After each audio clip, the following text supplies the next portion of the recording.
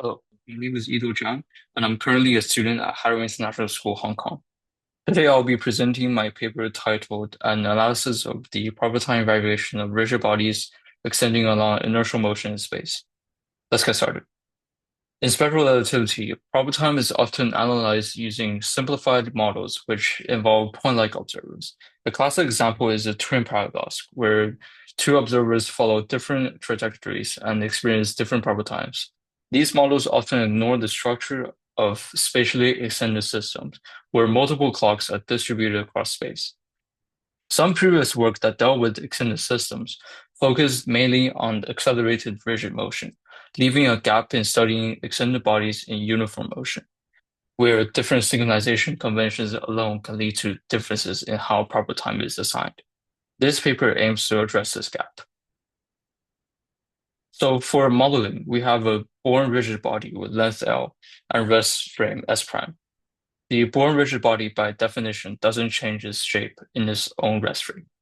The whole body is moving at a constant speed v in the x direction of another frame, frame S. The body is stretched along the x direction of S. We place two clocks on the body, one in the front and one in the back.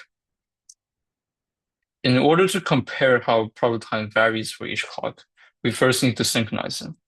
In this paper, we focus on two main synchronization methods, the Einstein convention and the so-called transfer method. As you will see, these methods give different results in proper time variation. The Einstein convention assumes that the speed of light is the same in all directions. To synchronize two clocks, we send a light signal from clock A to clock B and then back, and set clock B to match the midpoint time between emission and reception of the signal at clock A. When applied to the moving rigid body, this method leads to a proper time desynchronization between the clocks in frame S, given by delta tau equals the VL over c squared, where v is the velocity and L is the distance between the clocks. In the so-called transport method, we start with both clocks together in the same position in the body, already synchronized. Then we slowly move one clock at speed u, which is very small, to the other end of the body. Because u is extremely small, effects of time dilation and length contraction are negligible. In this method, the desynchronization in proper time between two clocks in frame S turns out to be delta tau approximately equal to VL over gamma c squared, where v is the body's velocity, L is the distance between the clocks, and gamma is the Lorentz factor. This result is similar to the desynchronization under the Einstein convention, but this is only an approximation as the calculation involves a binomial series. The exact result will differ more when the binomial series is expanded to higher orders. The idea of the so-called transport method is that it provides a different way to define simultaneity based on mechanical motion instead of light signals. Now, to compare the two methods, the Einstein synchronization assumes that the light travels at the same speed in all directions, making it very practical as it is commonly used in both short and long distance systems. On the other hand, so-called transport doesn't rely on this assumption about light. It can be more fundamental, but it requires the clock to be moved at a very slow speed to avoid relativistic effects. Because of that, it can be used as a secondary method to verify or maintain synchronization, especially in short distance setups. So in general, Einstein convention is convenient and scalable, while so-called transport is assumption-free but less practical for large systems.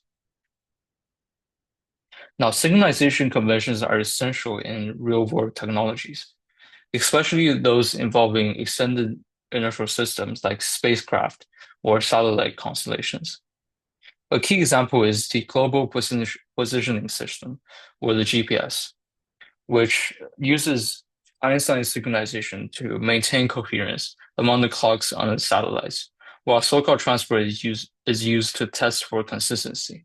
However, because GPS requires nanosecond precision, the transported clock must move at an extremely low speed to minimize relativistic effects. GPS also defines a reference time called GPS time. which is based on the Earth-centered inertial frame, shown on the diagram in the right. It provides a unified timescale for all satellite synchronizations. Furthermore, atomic clock networks have tested special relativity with increasing precision, from the Hafele heating experiment to modern setups detecting time dilation over millimeter scales. These experiments often rely on different synchronization methods, which can subtly affect results. Similarly, the very long baseline interferometry in radio astronomy requires nanosecond level synchronization across global telescopes. It uses Einstein synchronization, so-called transport, and GPS time to achieve the resolution needed for imaging things like black hole event horizons. So, in conclusion, we looked at how assigning probable time to different parts of a rigid body moving at constant speed depends on how we synchronize clocks. Using Einstein's convention, we get a desynchronization between the clocks of about VL over C squared. With the Stochastic transfer method, it is slightly different, with the approximately equaling VL over gamma C squared, which shows that even in simple non-accelerating systems, different conventions give different results. In the future, better synchronization methods could improve technologies that rely on relativistic timing. Overall, my paper modeled a spatially extended inertial Born rigid body and directly compared how desynchronization of proper time appears under different synchronization methods by deriving and analyzing the formulae that quantified the variation of proper time. Thank you for listening. I hope this presentation gave you a clearer picture of what my paper is about.